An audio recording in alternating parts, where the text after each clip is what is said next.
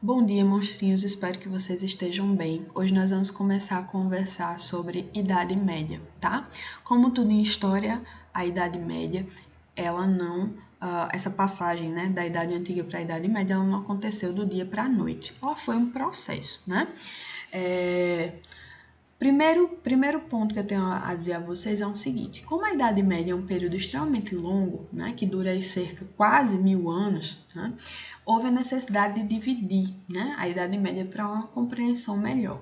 Então, houve uma divisão em Alta Idade Média e Baixa Idade Média. Hoje nós vamos nos concentrar na Alta Idade Média, tá certo? Do século V ao X, tá?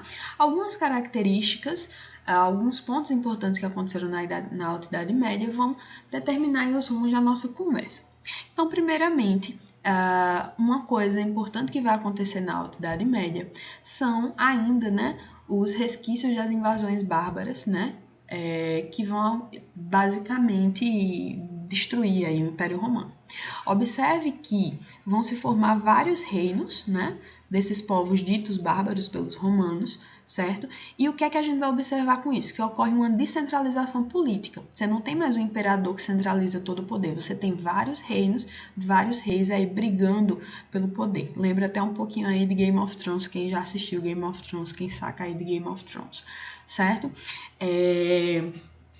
Essa descentralização política, ela vai levar, como eu já falei, a alguns conflitos, né, entre os próprios reis. Por isso eles vão precisar de apoio militar. E eles vão fazer isso como? Eles vão fazer isso numa relação chamada de suzerania e vassalagem que a gente vai entender daqui a pouco, tá certo?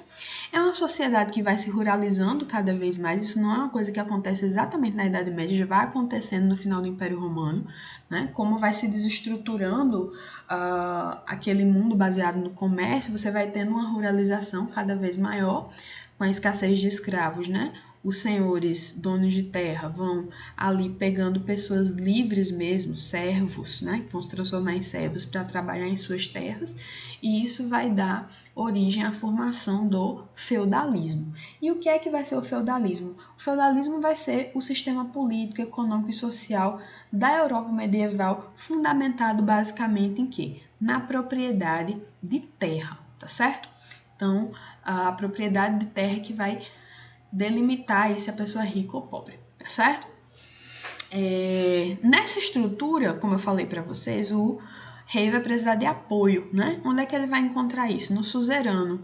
Então ele vai, por exemplo, ele tem um grande pedaço de terra, o rei obviamente, né? Controla uma grande quantidade de terra. Ele faz uma doação entre aspas para o suzerano, que é um nobre, né? O suzerano vai fazer a mesma coisa com um vassalo. E o que é que vai ter entre esses dois aqui, entre esses três, na verdade? Uma relação de fidelidade. Quando um precisar de ajuda militar, o outro vai dar. Né? Então perceba que cada vez que você tivesse mais vassalos, você seria mais forte. Então acontecia muitas vezes de alguns senhores feudais serem até mais influentes do que o próprio rei, tá certo? E na ponta dessa história a gente tinha o servo, né? Que era aquele que estava submetido ao vassalo, né? Ao senhor feudal que era vassalo, ok? Sobre a estrutura social da Europa feudal, é importante a gente observar que era uma estrutura extremamente estratificada e com pouca mobilidade social. O que é que isso significa? Que era muito difícil você sair de um extrato para outro, tá certo? Os que oram, os que guerreiam, os que trabalham. Dificilmente você seria um servo e viria a ser nobre, tá certo? É isso que basicamente significa uma sociedade estratificada, tá bom?